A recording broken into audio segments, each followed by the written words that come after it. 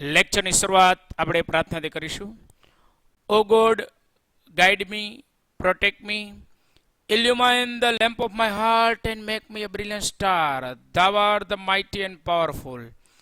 हे ईश्वर, मेरा मार्गदर्शन कर, मेरी रक्षा कर, मेरे हृदय दीप को प्रदीप कर दे और मुझे एक देदीप्यमान सितारा बना दे. तू शक्तिशाली तथा बलशाली है. ગુડ ઇવનિંગ વિદ્યાર્થી મિત્રો. નિરંજન સ્કૂલની ડીએલએસ મીન્સ ડિસ્ટન્સ લર્નિંગ સિસ્ટમમાં તમારું સ્વાગત છે. વિદ્યાર્થી મિત્રો, આવતા સુપર સન્ડેમાં તમારે એકાઉન્ટન્સી વિશેની પરીક્ષા છે અને તે નિમિત્તે આપણે વેલ્યુએશન ઓફ ગુડવિલ પાઘડીનું મૂલ્યાંકનનું મેરેથોન રિવિઝન કરવાનું છે. ટૂંકમાં એક જ વિડીયોની અંદર આખું chapter complete magic of accountancy માં આપણે એ મેરેથોન રિવિઝન છે એ કરવા જઈ રહ્યા છે. તો લેટ્સ પ્લે, લેટ્સ સ્ટાર્ટ. અમૃતમ તુ વિદ્યા, નિરંજન સ્કૂલ એન્ડ રોલાસર presents a unique way to learn account. ધોરણ 12 કોમર્સ નામાના મૂળ તત્વો ભાગ 1 પ્રકરણ 3 પાઘડીનું મૂલ્યાંકન. રીત નંબર 1 સરેરાશ નફાની પદ્ધતિ. એમાં દાખલો ગણવાની રીત, એમાં નફામાં વધઘટ થાય ત્યારે આપત્તિ આવે, એમાં કુલ નફાની ગણતરી. વિદ્યાર્થી મિત્રો, સરેરાશ નફાની પદ્ધતિમાં તમારે 3 સ્ટેપ. પહેલા કુલ નફાની ગણતરી આવે, પછી સરેરાશ નફાની ગણતરી આવે અને પછી પાઘડી.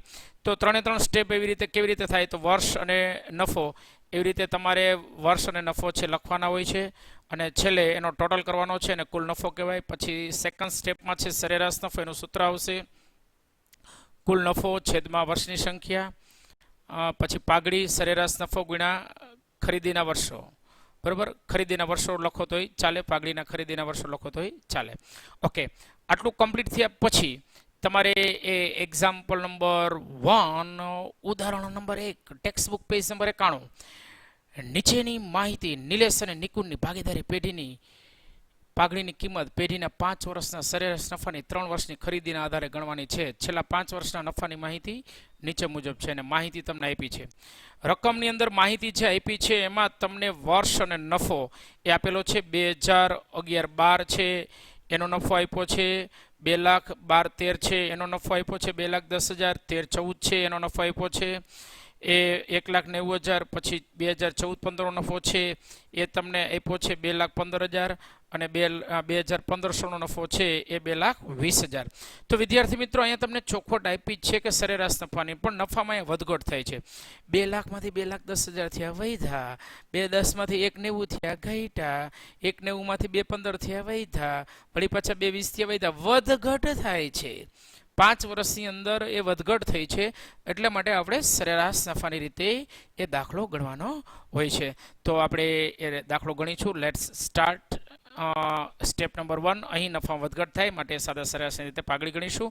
કુલ નફાની ગણતરી તમારે વર્ષ અને નફો બે ખાના બનાવવાનો હોય છે. 2011-12 નો નફો છે 2 લાખ, 2012-13 નો નફો છે એ 2,10,000, 13-14 નો નફો છે એ તમારે 1,90,000, 14-15 નો નફો છે 2,15,000 અને 2015-16 નો નફો છે એ 2,20,000 અને કુલ નફો એ તમારે 10,35,000 આવશે. વિદ્યાર્થી મિત્રો, આ કુલ નફો મળી ગયા પછી તમારે નેક્સ્ટ સ્ટેપ છે એ સરેરાશ નફો. સૂત્ર છે કુલ નફો છેદમાં વર્ષની સંખ્યા. કુલ નફો છે તમને રકમમાં આપ્યો 10,35,000, આગલા સ્ટેપમાં મળ્યો, વર્ષની સંખ્યા 5 છે એટલે તમારે જવાબ આવશે 2,07,000. સરેરાશ નફો મળી ગયા પછી ત્રીજું સ્ટેપ છે પાઘડી. સરેરાશ નફો ગુણ્યા ખરીદીના વર્ષો અને સરેરાશ નફો છે 2,07,000 ગુણ્યા ખરીદીના વર્ષોની સંખ્યા. ટૂંકમાં 2,07,000 ગુણ્યા 3 એટલે 6,21,000. તેથી પાઘડીનું મૂલ્ય, પાઘડીની કિંમત 6,21,000 થાય. વિદ્યાર્થી મિત્રો, હવે આપણે નેક્સ્ટ સેકન્ડ રીત છે એ આ જ રીતની અંદર બીજો દાખલો છે, ખોટવાળો દાખલો છે. હસુ અને વાસુ એક ભાગીદાર પેઢીના ભાગીદારો છે. તેઓ 2:1 પ્રમાણમાં નફો નુકસાન વેચે છે, તેને બદલીને 1:1 કરવા માંગે છે. તેથી પાઘડીનું મૂલ્યાંકન કરવાનું નક્કી કર્યું. એટલે નફા નુકસાનનું પ્રમાણ બદલે એટલે પાઘડીનું મૂલ્યાંકન છે એને નક્કી કર્યું. નીચેની માહિતી પરથી ભાગીદારી પેઢીનું પાઘડીનું મૂલ્ય નક્કી કરો. ભાગીદાર કરાર મુજબ પાઘડીની રકમ છેલ્લા 4 વર્ષના સરેરાશ નફાની 5 વર્ષની ખરીદીના આધારે નક્કી કરવાની છે. તો વિદ્યાર્થી મિત્રો તમને રકમમાં 2012, 13, 14, 15, 16, 2012, 13 છે એમાં નફો 1 લાખ આપ્યો છે. 2013, 14માં છે 1,20,000 છે અને 14, 15માં 40,000ની ખોટ. આ વિદ્યાર્થી મિત્રો છે ને કોરોના યર્સ જેવું કંઈક વર્ષ છે. અત્યારે કેમ આપણું 2020-21 છે ને એ કોરોના વર્ષ તરીકે આપણે ઓળખીએ છીએ અને આમાં મોસ્ટ ઓફ છે એ પેઢીનો નફો કાં ઘટતો હોય છે અને કાં છે એ ખોટમાં પણ આવતું હોય છે. આવું આપણે ઉદાહરણ આપી શકીએ. તો તમારે 2015-16માં છે નફો છે 60,000, તો વધઘટ થાય છે. 1 લાખમાંથી 1,20,000 વૈધા, વળી પાછા ખોટ થઈ એટલે ઘટ્યા, વળી પાછા વૈધા.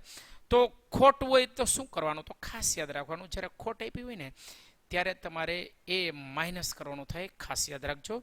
તો આપણે છે પેલા દાખલો ગણવાની રીત છે એમાં ખાસ નોંધ છે યાદ રાખવાની કે એ ખોટ વર્ષ 2014-15માં ખોટ થયેલ છે જે કાઉન્સમાં દર્શાવેલ છે, માટે નફાની ગણતરી વખતે બાદ થાય, માઇનસ થાય. ઓકે, તો કુલ નફાની ગણતરી છે એને આપણે કોષ્ટક બનાવ્યું છે. વ્યવસ્થિત વર્ષ નફો 2000 વ્યવસ્થિત છે આપણે લખ્યા. 2012-13માં 1 લાખ છે, 13-14માં 1,20,000 છે, 14-15માં 40,000. આ 40,000ને આપણે વ્હાઇટ કલર કર્યો છે કારણ કે ખોટ છે ખ્યાલ આવે. અને 2,15,16માં છે 60,000 છે.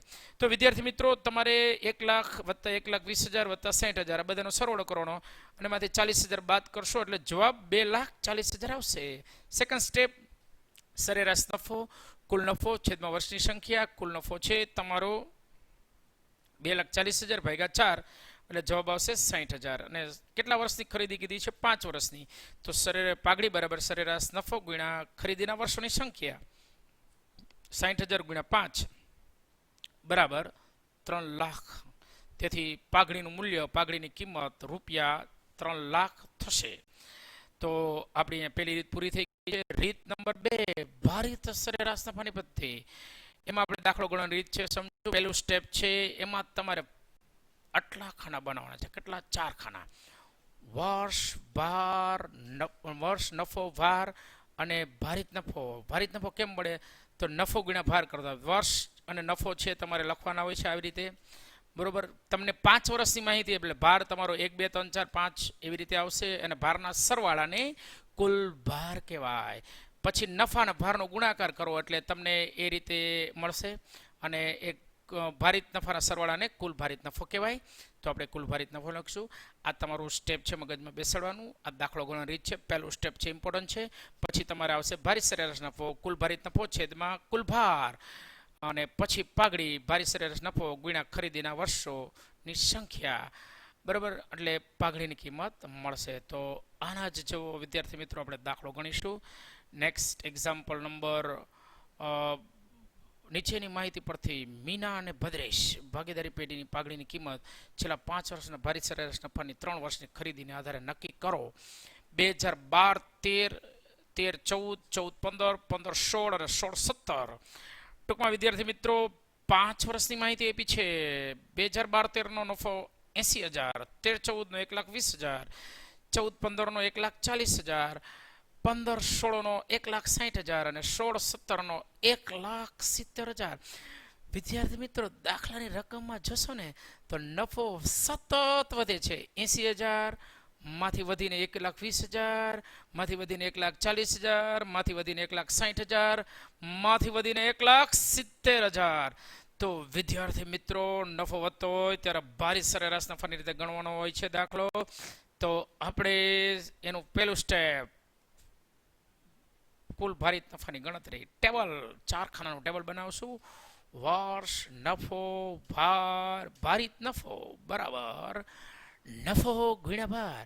વર્ષ 2012-13 છે એનો 80,000 છે, 13-14 છે એનો 1,20,000 છે, 14-15નો છે 1,40,000 છે, 15-16નો છે 1,60,000 છે, 16-17નો છે 1,70,000 છે. Very good. ભારમાં આપણે 1, 2, 3, 4, 5 અને એનો ટોટલ કુલ ભાર 15 આવશે. વિદ્યાર્થી મિત્રો હવે તમારે 80,000 ગુણ્યા, ભાઈ 80,000 ગુણ્યા તમારે આ 80,000નો એક એરે ગુણાકાર કરશું એટલે અહીંયા 80,000 ગુણ્યા 1 કરો એટલે તમને 80,000 મળશે.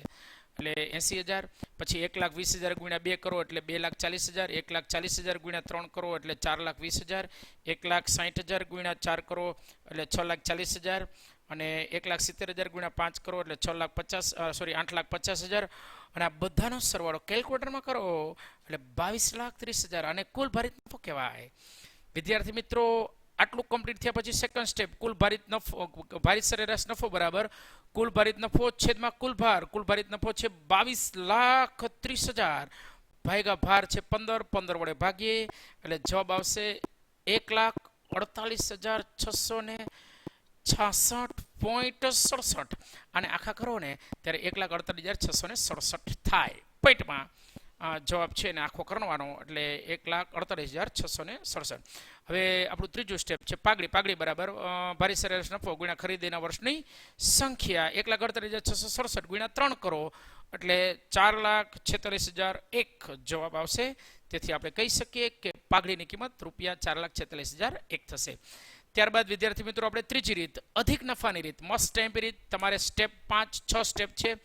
પેલું સ્ટેપ રોકાયેલી મૂડી કુલ મિલકતોમાંથી કુલ દેવા બાદ કરવાના એટલે તમને રોકાયેલી મૂડી મળે. પછી તમારે અપેક્ષિત વળતરનો દર જે તમને દાખલામાં આપ્યો હોય. પછી અપેક્ષિત નફો એનું સૂત્ર છે રોકાયેલી મૂડી ગુણ્યા અપેક્ષિત વળતરનો દર છેદમાં 100.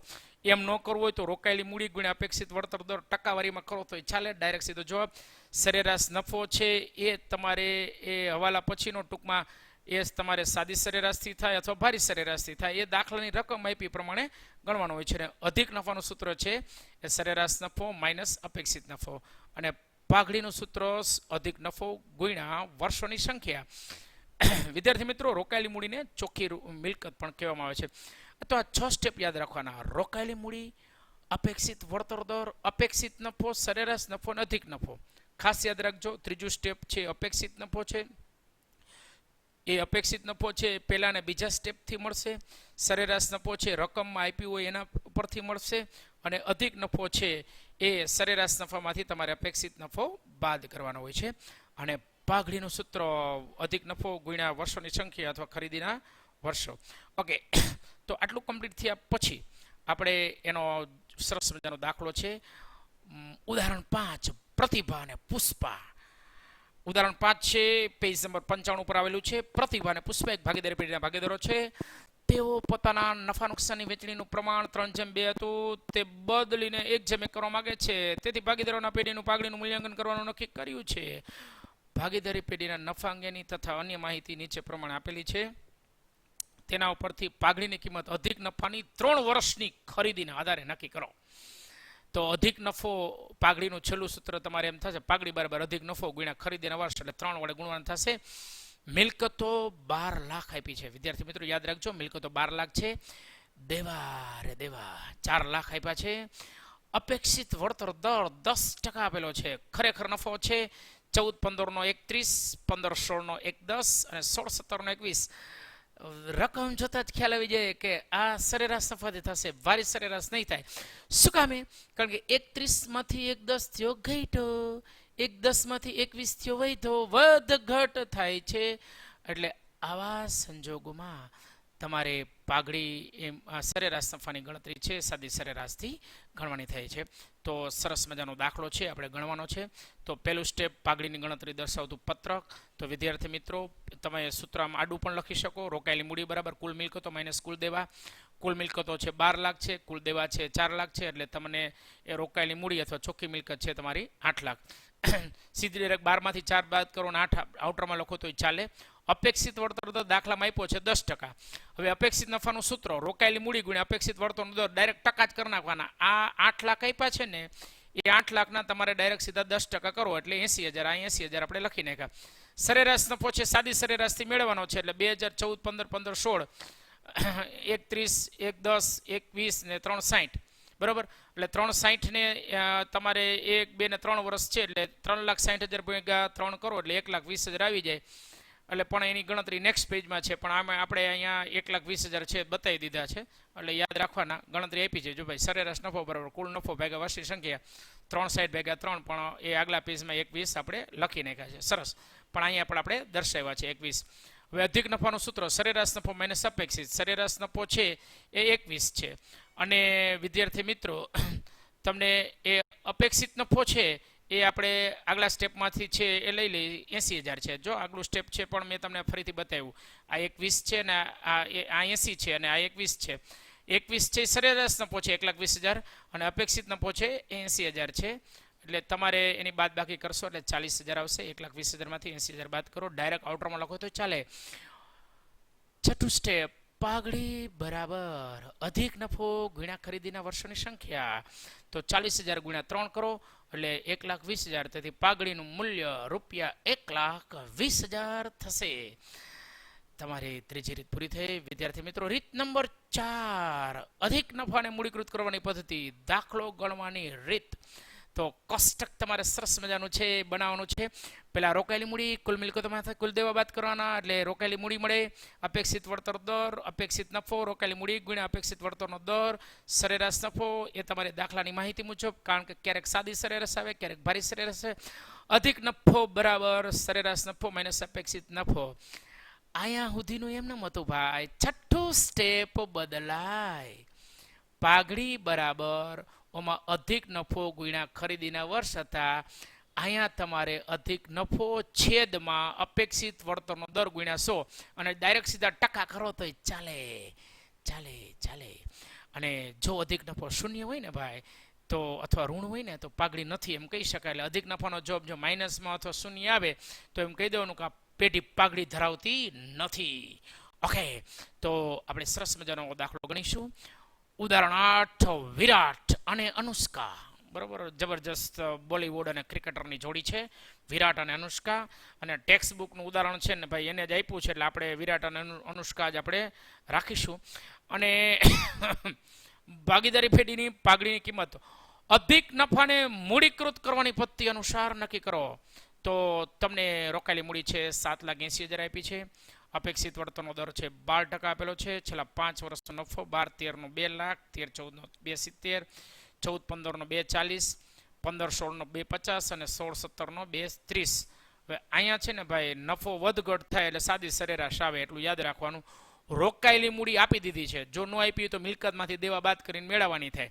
ઓકે, 5 સ્ટેપ આગલા મુજબ જ કરવાના. છઠ્ઠું સ્ટેપ ચેન્જ થશે.